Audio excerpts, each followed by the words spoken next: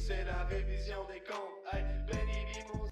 On apprenait cette semaine que Lana avait fait plus de 600 000 $ en publicité sur Instagram en 2020. Note à moi-même, inscrire nos filles à des cours de faux accents russes. 2 à 6 ans. Bienvenue à la révision des comptes. C'est la révision des comptes. Hey. C'est la révision des comptes. Hey. Salut tout le monde, salut le Canada, salut le Québec. C'est moi votre ami Benny Ismoney et bienvenue à la révision des comptes. Qu'est-ce que c'est la révision des comptes? Eh bien, c'est moi qui fais la révision de la comptabilité des émissions telles que Raw et SmackDown. Alors, j'évalue les segments. S'ils sont bons, je les mets dans la colonne des actifs. S'ils sont mauvais, je les mets dans la colonne des passifs. On check tout ça et à la fin de l'émission, on attribue une note. Et moi, au lieu de donner des notes en étoiles pour les matchs et pour les émissions, je donne tout ça en dollars parce que je suis tellement original sur une note de 5 $. Et vous savez ce qui vaut 5 $? Oui, non, c'est pas les fabuleux liens que je fais, non. C'est le Patreon de C'est juste de la lutte. Pour 5 $, vous pouvez vous abonner et avoir accès à un contenu incroyable. Du contenu, encore du contenu, et encore plus en temps de confinement, parce que vous ne savez pas quoi faire. Il est 8 heures le soir.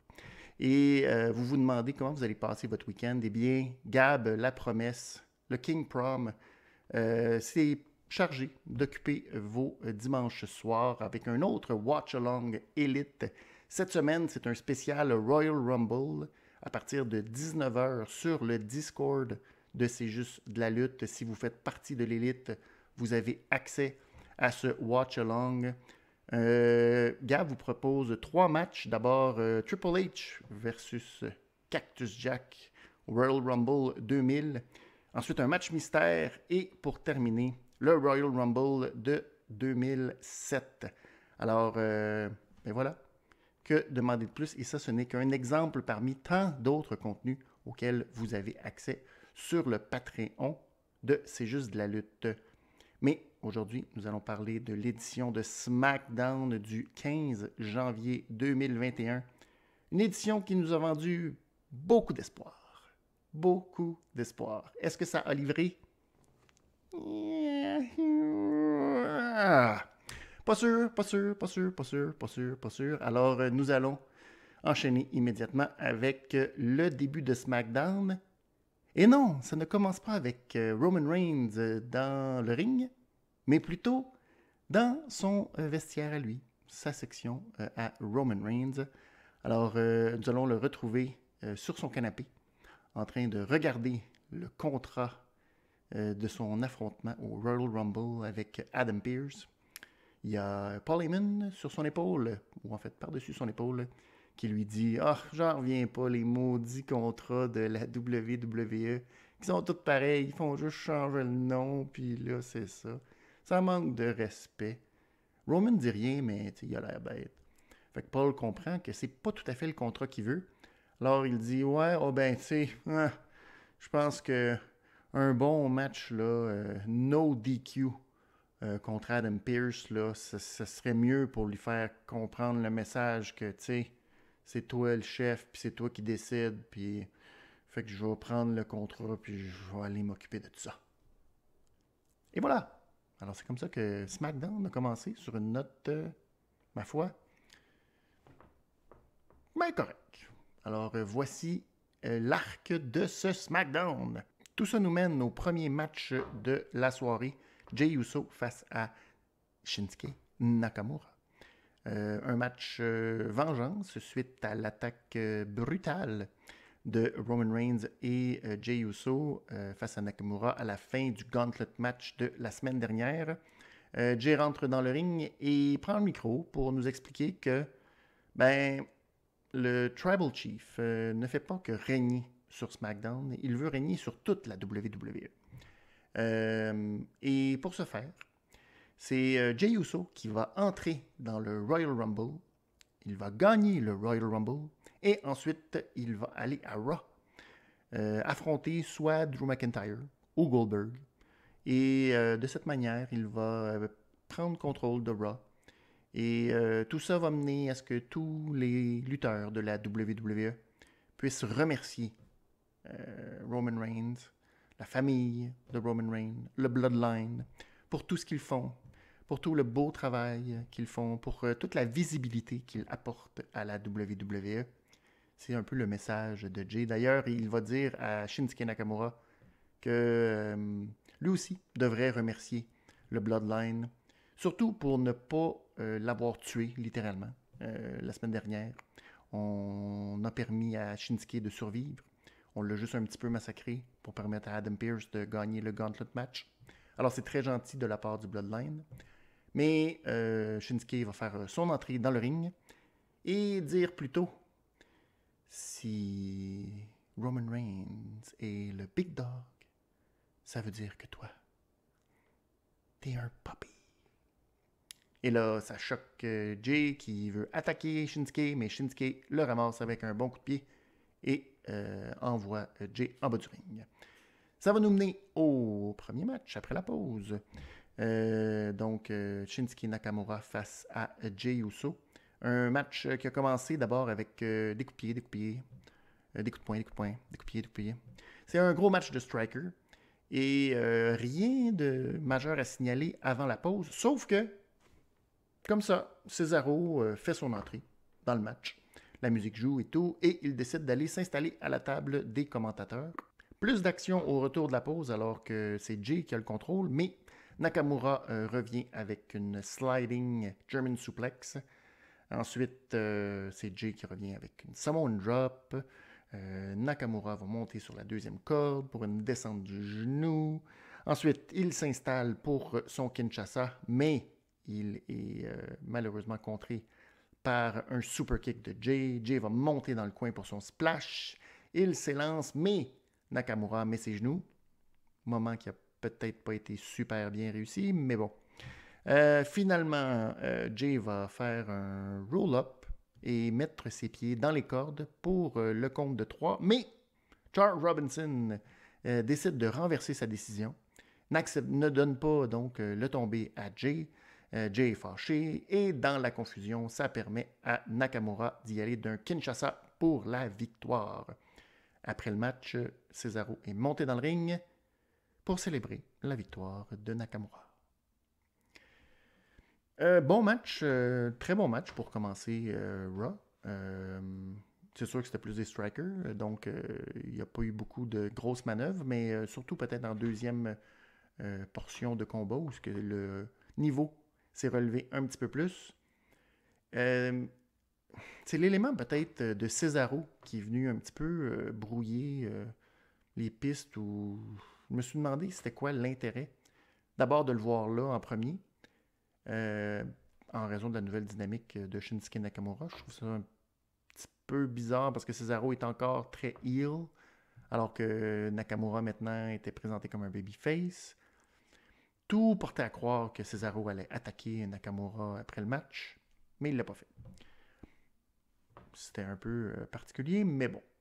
Est-ce que c'était juste pour planter une petite graine dans les prochaines semaines ou pour les prochains SmackDown avant le Royal Rumble? Possiblement. Mais, donc dans l'ensemble, bon match. Rien de majeur, mais ça a fait le travail. C'est peut-être un peu dommage que Jey Uso perde encore, parce que même si on l'a établi comme étant l'homme de main, ce qu'on appelle le right-hand man de Roman, sa fiche n'est pas reluisante. Donc, peut-être pour ça. Mais en même temps, ça garde Nakamura fort après sa belle performance au Gauntlet match. Alors, je vais donner à ce match un actif et une note de 3,25 $ sur 5. Ensuite, l'histoire va se poursuivre entre Paul Heyman et Adam Pearce. Paul qui va aller rejoindre Adam dans son bureau alors qu'il est en discussion avec Sonya Deville. C'est très comique parce que Paul prend le temps de cruiser Sonya en lui disant qu'elle a un magnifique parfum. C'est drôle. Quand même, dans les circonstances. On rit. C'est drôle. Ben, c'est la seule implication, malheureusement, de Sonya Deville dans tout ce SmackDown, mais bon. Alors, ben, Paul convainc Adam Pearce de signer le contrat et que ça va être bon pour lui. Un match no DQ. Et Adam dit, ah, c'est ça, je comprends votre affaire. Vous voulez juste que je sois blessé? Ben, c'est ça. Parfait. Puis il signe. Puis Paul ne se pose pas de questions. Je dis ça comme ça. C'est particulier pour Paul Heyman. Mais bon. Par la suite, il va retourner voir Roman dans son vestiaire. Et Roman est en grande discussion avec Apollo Crews. C'est bizarre, ça. Fait que là, il donne des conseils à Apollo Crews. Et là, Paul revient avec le contrat et dit, c'est fait. Adam a signé le contrat. Pas de disqualification au Royal Rumble. Mais Roman n'est pas satisfait. Roman n'a jamais demandé à ce que le match soit sans disqualification. Lui, il préfère un last man standing. Alors, il dit à Paul, ben, tu sais quoi? C'est à toi de t'en occuper et je veux que Adam Pearce signe le contrat devant moi dans le ring ce soir. Et je m'attends à ce que ce soit fait. Alors, Paul repart et il va aller retrouver Adam un peu plus tard dans l'émission, le croise dans le corridor et lui dit « Ouais, c'est pas assez pour toi un match no DQ. On veut ton grand retour dans le ring au Royal Rumble, que ce soit épique, dans un last man standing. » Il donne le contrat et il dit « On va se revoir plus tard dans le ring. » Donc, on est maintenant tout intrigué par ce qui va se passer à SmackDown quand on nous présente le match mettant aux prises Natalya à Liv Morgan du Riot Squad. Liv qui est accompagnée par Ruby et Billie Kay, elle aussi, qui est là, la troisième pseudo-punk qui fait... c'est quand même comique. Billie qui tente de faire partie du groupe, puis d'être cool, puis est habillée avec sa petite jupe carottée, puis là, elle a les cheveux un peu retroussés. C'est elle qui va aller prendre place à la table des commentateurs pendant le match. Un match correct. D'abord, il y a Liv qui a fait un beau ciseau de tête à Natalya. Et ensuite, ils ont suivi avec une manœuvre où les deux se tenaient par les mains, couchés par terre. Ensuite, il y a eu comme un renversement, flip. En tout cas, quelque chose. Finalement, Natalya a saisi Liv sur son épaule pour lui faire comme une soumission style backbreaker. Ensuite, Liv est revenue avec un enziguri. Tout à coup, Billy comme il y a un petit moment de capoter, puis s'est dit « Ah, Liv a besoin d'aide, Liv a besoin d'aide. » Alors, elle est partie de la table des commentateurs. Elle a dit à Ruby « Ah, Liv a besoin d'aide, Liv a besoin d'aide. » Puis là, Ruby était comme « Oui, mais je sais pas ce que tu veux qu'on fasse. C'est dans le ring, là. » Finalement, Liv est revenue avec un code breaker. Tout allait bien. Mais là, Billy se promenait autour du ring. Puis elle était comme « Ah, mais ce que je vous ai pas dit, c'est que Natalya était accompagnée de Tamina. » Alors, Tamina a commencé à regarder Billy en disant « Qu'est-ce que tu fais? Toi, là. » Puis là, elle a comme parti à courir après Billy. Billy a eu très peur, et son premier réflexe, ça a été de rentrer dans le ring. Alors, elle est rentrée dans le ring, et elle est rentrée exactement au moment où Liv voulait faire son Oblivion. Donc, ça a comme bloqué Liv. Ça a causé une distraction, et ça a permis à Natalya de faire un roll-up pour la victoire. Un scénario. Un scénario. Mon Dieu, qu'on se casse la tête pour faire des scénarios boboches. Hein? Boboche. C'est comme du petit scénario de film cocasse. Qu'est-ce qu'on peut donner à cette ribambelle de farfelu? Pourquoi? Ça, c'est une affaire que je me demande. Il y a toujours des séquences, tout spécialement dans les matchs de Natalya, où il y a comme des séances de chorégraphie, comme là, on a vu l'espèce de move au ralenti, on se prend les mains, puis là, on fait... Je sais pas, pourquoi on laisse pas les femmes se battre? Il y a un enjeu. Bon, on s'entend que l'enjeu est assez minime du côté des femmes, malheureusement, là, pour la situation, pour la division des femmes. J'aimerais qu'il y ait un petit peu plus d'emphase sur l'aspect sportif de la chose, puis de dire il y a des ceintures qui sont en jeu, il y a quelque chose qui est en jeu, plus que de... Ben voilà le combat qu'on revoit semaine après semaine après semaine. Fait que pour ça, les petites séquences de chorégraphie, je comprends là, qu'on veut montrer qu'elles sont capables de faire des choses. Ça va. Mais ça paraît pas super bien quand c'est fait au ralenti puis que c'est fait dans une certaine... oui, dans une chorégraphie trop chorégraphiée, malheureusement. C'est plate de même, mais c'est plate. Alors, je vais leur donner la note de passage, mais c'était pas super divertissant. Je vais leur donner malheureusement un passif.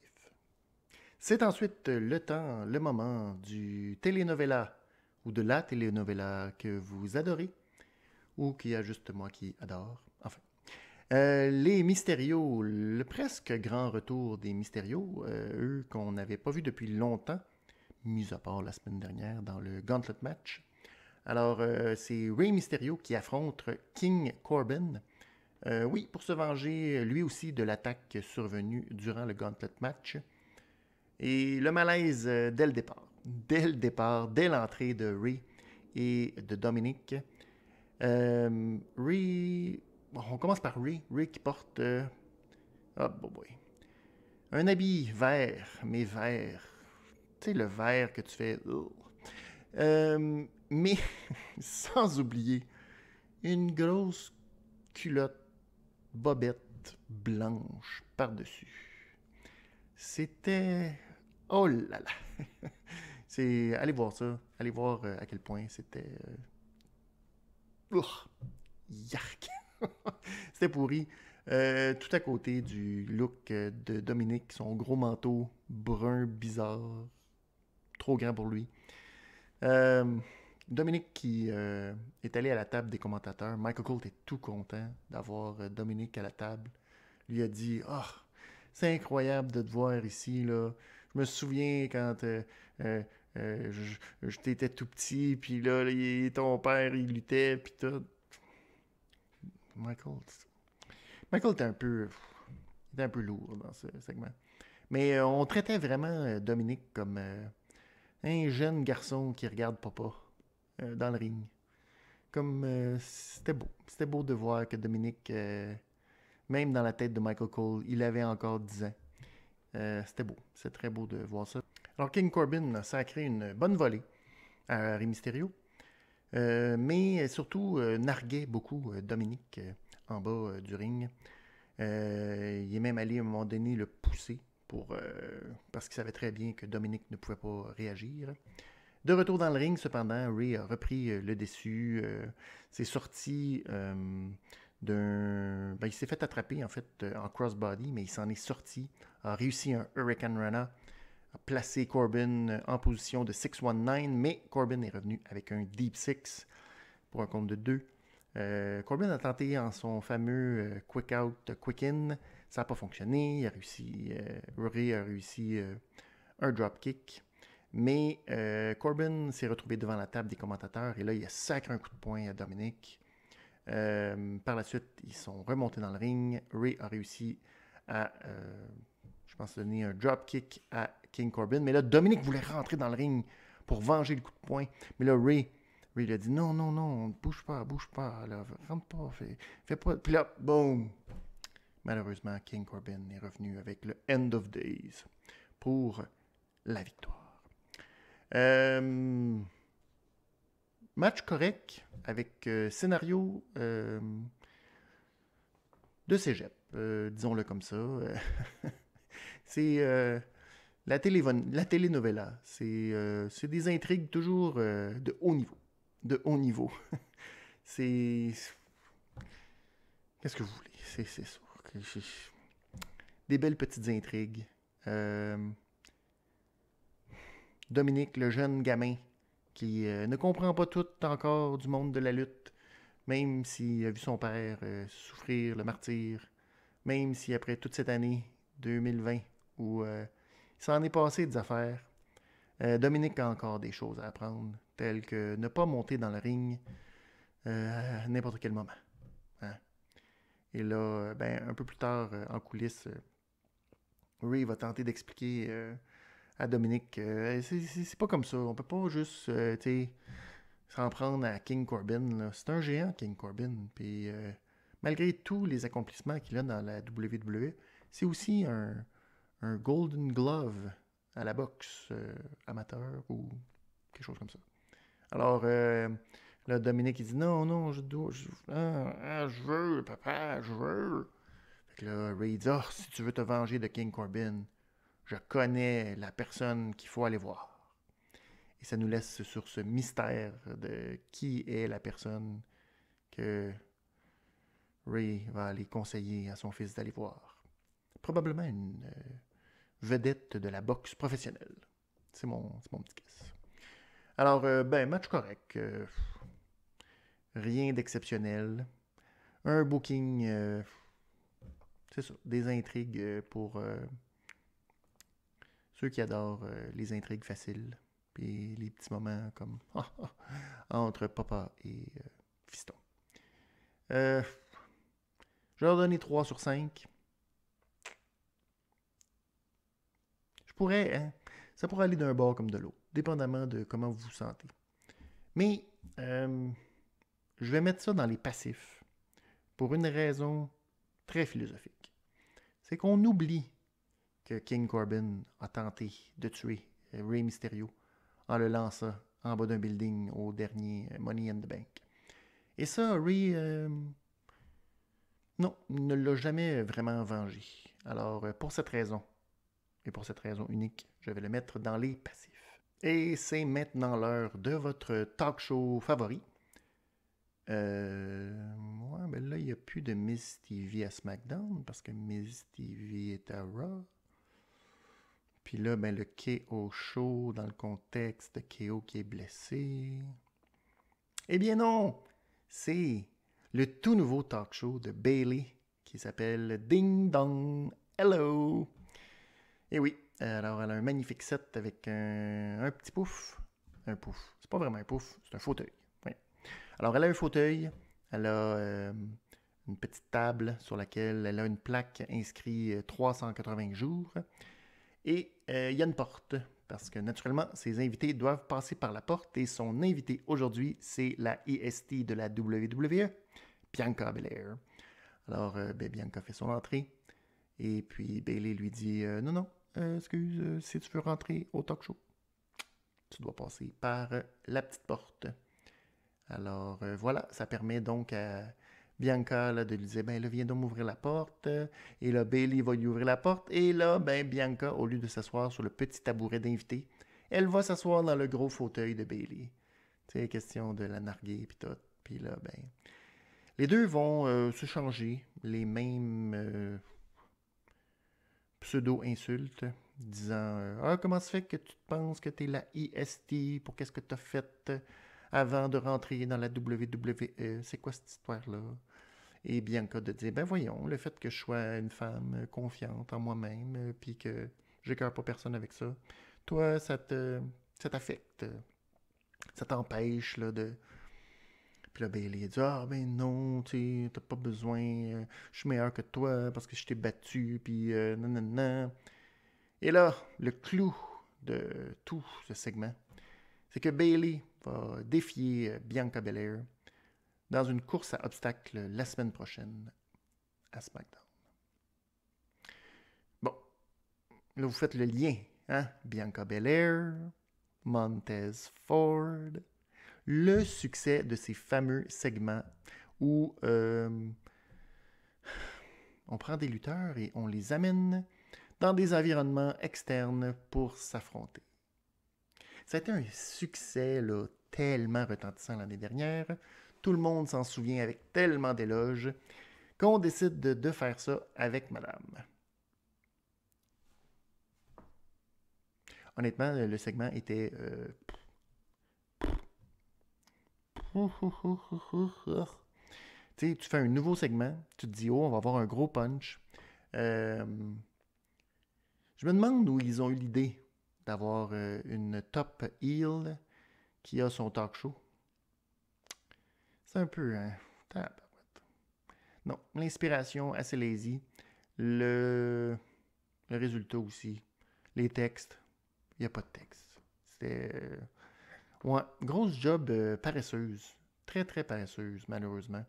Je pense qu'on avait des attentes. En tout cas, j'avais des attentes beaucoup plus élevées. Je m'attendais à ce que ce soit un segment qui allait être beaucoup plus punché.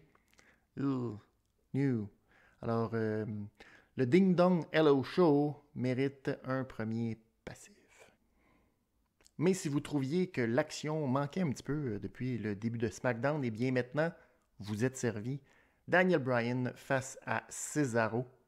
Et avant le match, Cesaro est allé un peu narguer Daniel Bryan qui s'entraînait les hanches, encore une fois, avec Otis et Gable. Alors, gros match entre les deux, beaucoup d'action. Ils ont commencé le match en faisant, eux aussi, la petite séquence des mains. Pas juste les filles qui font des séquences des mains, les gars aussi. Et Daniel Bryan devait pousser Cesaro avec ses pieds par-dessus la troisième corde, mais Cesaro n'a pas passé par-dessus et il est retombé directement sa tête. Alors ça n'a pas l'air d'avoir fait du bien.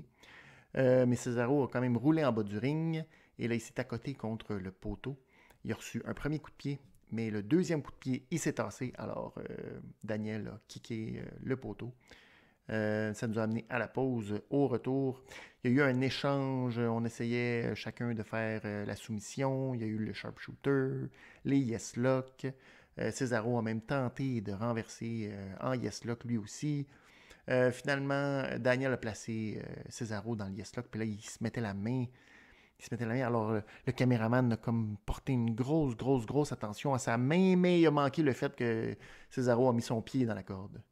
Alors, c'était un petit peu cocasse de voir tout ce moment important être complètement raté. Ça a permis ensuite à Cesaro de revenir, mais Daniel Bryan a contré un European Uppercut, a envoyé Cesaro dans le coin. Et là, il est revenu pour faire son running knee, mais Cesaro l'a soulevé et lui a fait son pop-up European Uppercut, suivi du Neutralizer pour la victoire. Cesaro qui bat Daniel Bryan. Très bon match. Très bien monté. Beaucoup d'action d'un bout à l'autre. Il y a vraiment... On voit que ces deux gars qui sont... la grosse qualité, la crème des lutteurs de SmackDown. Puis on le dit, puis on le répète, que Cesaro est souvent utilisé un peu comme de la chenoute. Et ça a apparu encore aujourd'hui, parce que quand tu le mets contre des bons lutteurs, ben il donne des bons matchs. Mais il donne toujours des bons matchs, Cesaro. Et on a eu une autre preuve aujourd'hui. Et c'est bien, encore une fois, de voir Daniel Bryan qui veut justement permettre à d'autres lutteurs de briller. Alors, j'ai donné à ce match un rare 3,75$ sur 5 et un actif. Le seul côté dommage, c'est que Nakamura n'était pas là pour aider ou encourager Cesaro. Alors, quelle est la relation entre Nakamura et Cesaro? On ne le sait pas. On ne sait plus. Ils sont gentils. Qui est gentil? Qui est pas fin? On ne le sait pas. Petite surprise pour continuer, c'est Carmella qui est en entrevue avec Kayla Braxton. Il y a son sommelier Reginald aussi qui est là. Et Carmella nous dit qu'elle cherche Sasha Banks, qu'elle ne sait pas où elle est depuis sa victoire il y a 2 semaines. Carmella ne sait plus où est Sasha Banks. C'est probablement la honte qui fait que Sasha n'est plus là, mais Sasha, elle revient en courant et elle pousse Carmella. Alors, Reginald se place entre Carmella et Sasha. Alors, Sasha qui est en plein, même plus grande que Reginald, dit à Carmella qu'elle accepte que Carmella ait un match retour, revanche, vengeance, appelez ça comme vous voulez. Mais, pour y avoir droit, elle devra d'abord laisser Reginald l'affronter. Alors, on nous tease un match intergender. Quelle est la traduction de intergender? Intergenre. C'est bizarre, ça. Donc, un match mix, pas mixte, homme-femme. C'est une rareté. Ça fait longtemps qu'on n'a pas vu ça à la WWE. Qu'est-ce que ça va donner? On ne le sait pas. Mais je m'attends à beaucoup de pirouettes et du grand cirque du soleil de la part de Reginald. En tout cas, on se le souhaite, là, ça va être au moins ça de divertissant quand même. Et ça nous mène au dernier match de la soirée. Déjà, le dernier match, c'est quand même passé vite aujourd'hui. Alors, Sami Zayn qui affronte Apollo Crews qu'on a vu auparavant dans la petite pièce, dans le vestiaire de Roman Reigns. Alors, on s'attendait probablement à un gros changement pour Apollo Crews, mais il affronte Sami Zayn. D'abord, on a vu des faits saillants de Apollo la semaine dernière, alors qu'il était l'invité à Talking Smack après sa défaite face à Biggie. Et il s'est fait parler dans le casse par Paul Heyman, qui lui a dit d'arrêter de se victimiser ou de faire le loser, ou en tout cas, quelque chose du genre, parce que il a laissé ses émotions le guider durant le match. Il a laissé son amitié avec Biggie prendre le dessus de son focus mental, quelque chose du genre. Alors Paul lui a expliqué que dans la vie, il fallait qu'il y ait des losers et des winners, et que maintenant Apollo allait retourner chez lui, et il allait revenir avec une nouvelle attitude. Là, Apollo était comme tout fâché, le grand comédien qu'Apollo est. Bon, s'il n'est pas habitué, là, on l'habitue plus à faire des grands sourires, mais pas cette fois. Pas en tout cas à Talking Smack, non. Et Sami, lui, rentre encore une fois avec la gimmick du monsieur Conspiracy Theory, avec ses documentaristes qui viennent le filmer. C'est comme une grosse joke, là. Michael Cole, il est comme complètement pâmé sur le fait que c'est monsieur Conspiration. Alors, le match commence, il y a un peu d'action qui se déroule jusqu'en bas du ring, et j'ai oublié de vous dire que Biggie était aussi à la table des commentateurs, mais il n'était pas seulement à la table des commentateurs, puisqu'il avait amené son grand divan, un grand divan blanc. Il y avait un petit frigidaire. Le gars n'est pas arrivé là juste comme ça. Non, il y avait tout un gros setup pour regarder la finale de SmackDown, qui n'était pas tout à fait la finale, mais vous comprenez. Alors, gros setup pour Biggie, qui était aussi quand même équipé d'un casque d'écoute et d'un petit micro pour parler aussi. Alors, c'est quand même Apollo qui a eu quand même le dessus une bonne partie de ce match, même si Apollo se battait encore en babyface, a fait même un moonsault à partir de la table des commentateurs. Mais plus tard, il y a eu Sami qui est revenu après avoir mis ses genoux pour empêcher un moonsault d'Apollo dans le ring. Et là, il a voulu faire un roll-up et il a tenu les culottes d'Apollo. Alors, l'arbitre lui a dit « Hey, no, on ne tient pas les tights. C'est interdit. » Sami était bien fâché de ça. Apollo est revenu et il a servi un roll-up ensuite à Sami. Mais lui aussi, il a tenu les culottes, mais là, l'arbitre était mal placé et elle a compté jusqu'à 3 pour donner la victoire à Apollo sur une tricherie. Sami était choqué. Ensuite, après le match, Apollo est allé prendre la ceinture intercontinentale qui était sur le sofa. Et là, Biggie lui a dit « Non, tu me redonnes ça. » Puis là, Apollo, il lui a redonné en le lançant, puis en disant « Je suis là. Check-moi bien. » Les deux se sont regardés. Et puis c'est tout. Alors,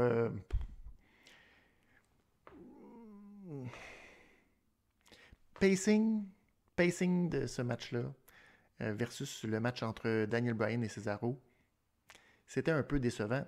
L'autre aspect de ce match qui était assez décevant, c'est que on a établi qu'Apollo avait reçu des conseils de Roman. Ça c'est supposé changer la dynamique avec Apollo. Maintenant, il ne peut plus être le babyface qui a fait des petites affaires un peu croche, tu sais, comme il nous a habitués en 2020. Parce que c'était ça sa gimmick, souvenez-vous. Quand il affrontait la Hurt Business, Apollo, des fois, il faisait des petites affaires que c'était comme limite, tu sais. C'est pas ça, là. Là, il se fait conseiller par Roman Reigns. Il est supposé... J'espère que dans les prochaines semaines, il y a quelque chose qui va se passer, qu'il va y avoir un déclic. Parce que pour l'instant, c'était comme bizarre de le voir. En plus, combattre comme un babyface, combattre comme de la même manière qu'il était avant. Euh, Drôle de choix, dans le fond, de l'avoir mis contre Sami Zayn, qui est comme purement heel et... ça, non, c'est un très, très, très, très, très drôle de contexte. Alors, pour ce match correct, sans plus, je leur donne un 3 sur 5. Et pour un booking ordinaire, qui est décevant plus que d'autres choses, je leur donne un passif. Et il ne reste que 9 minutes à SmackDown quand Roman Reigns fait son entrée dans le ring. C'est pas beaucoup. Il va falloir se dépêcher. Oh là là! 9 minutes! C'est jouer avec le feu. Roman fait son entrée. Il y a une table, il y a des micros. Adam Pearce fait lui aussi son entrée. Et là, durant l'entrée de Roman, j'ai remarqué, parce qu'on en a beaucoup parlé en fin de semaine, pas tant, mais la fin de semaine dernière, durant les matchs de la NFL, ils ont une espèce de caméra spéciale 4K, 8K, je sais pas trop, qui prend des images un peu... c'est comme très très net en avant, puis il y a un certain petit flou autour. Alors j'ai remarqué cette caméra durant l'entrée de Roman Reigns. Très chic. Très chic. C'est une belle attention de Fox de donner ces caméras-là à la WWE. Chapeau. Bravo. Alors Adam fait son entrée lui aussi dans le ring. S'assoit tout de suite à la table. Roman, lui, prend son temps. Hey, Roman, il ne reste pas beaucoup de temps. Roman, faut que tu... Mais là, Roman, lui, va être assis au bout de la table. Alors, Paul veut tendre la chaise qui reste, mais Roman dit non, non, non. Moi, je veux l'autre chaise dans laquelle Adam est déjà assis. Alors, il y a toute cette espèce de chaise musicale, puis oh là là, puis bon. Finalement, Adam signe le contrat pour le Last Man Standing.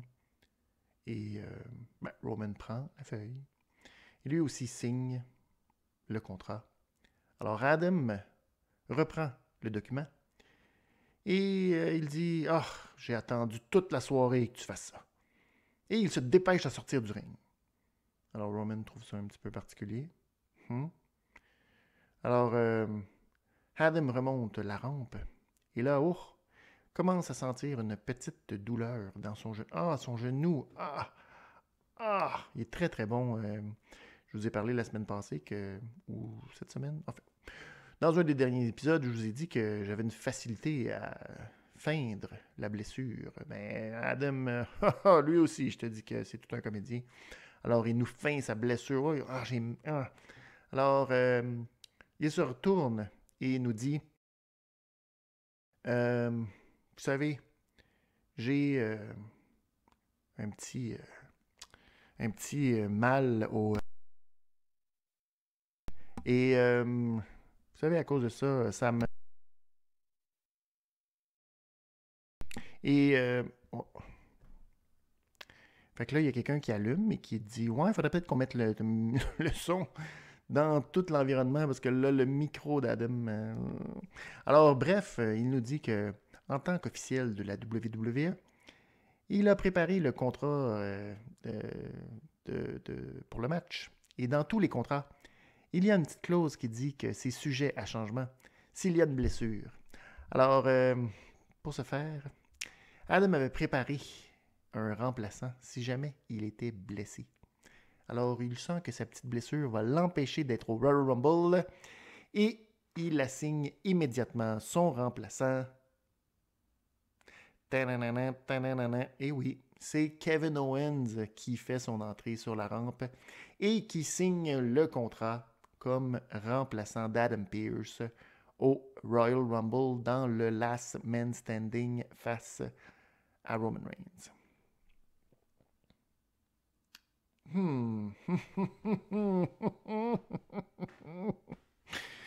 Ah,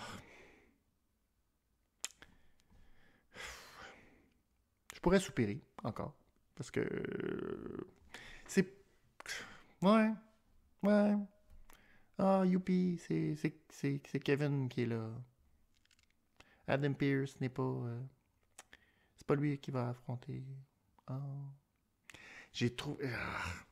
Honnêtement, on le savait. On savait que probablement qu'il y allait avoir quelque chose comme ça qui pouvait arriver ou que il y a un changement. Ou que... Mais là, de cette manière-là, très, très, très, très plate.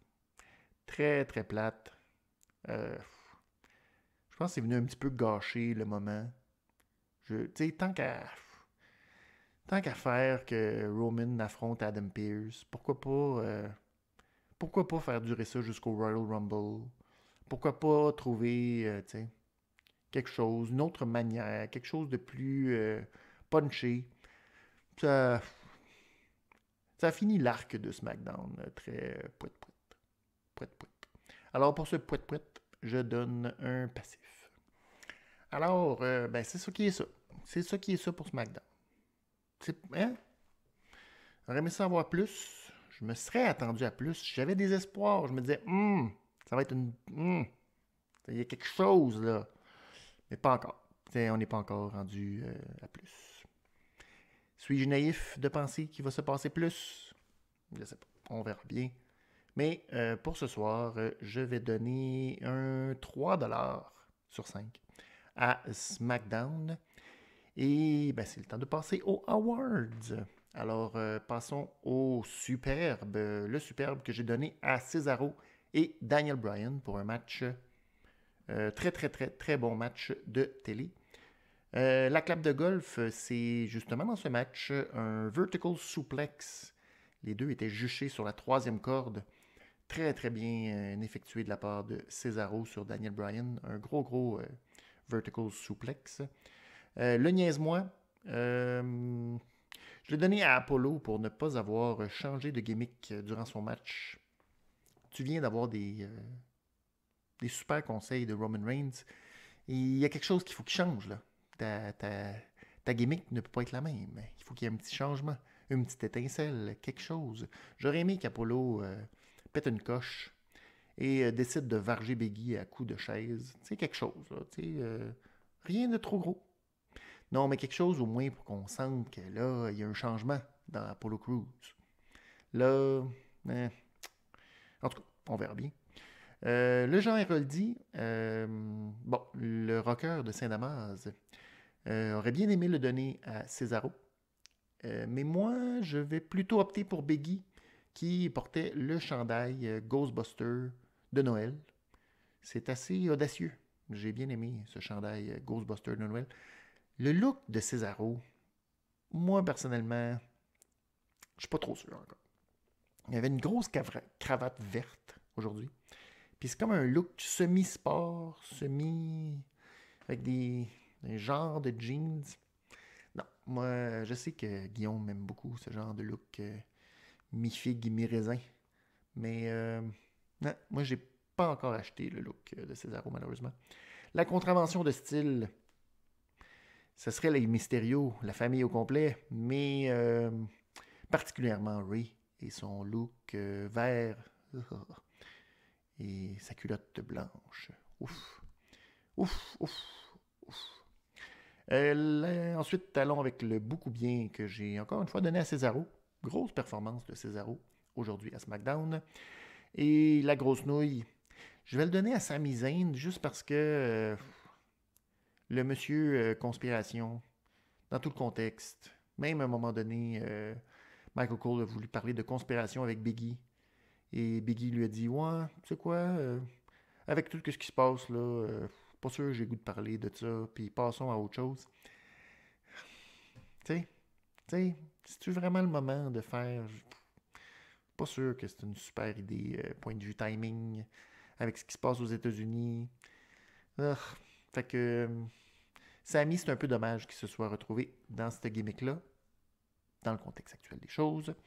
Et ben ma prédiction nostradaméque, c'est que Daniel Bryan va perdre tous ses matchs jusqu'au Royal Rumble parce qu'on sait, c'est quand même original pour Daniel Bryan de le faire paraître pour un gros loser avant de lui donner une super victoire importante. C'est du jamais vu. Et c'est comme ça qu'on va terminer ce magnifique épisode de la révision des comptes de SmackDown Live du 15 janvier 2021. Bon week-end. Amusez-vous du mieux que vous pouvez, confiné. Mais on se revoit pour Raw cette semaine. Probablement toujours pas de Drew.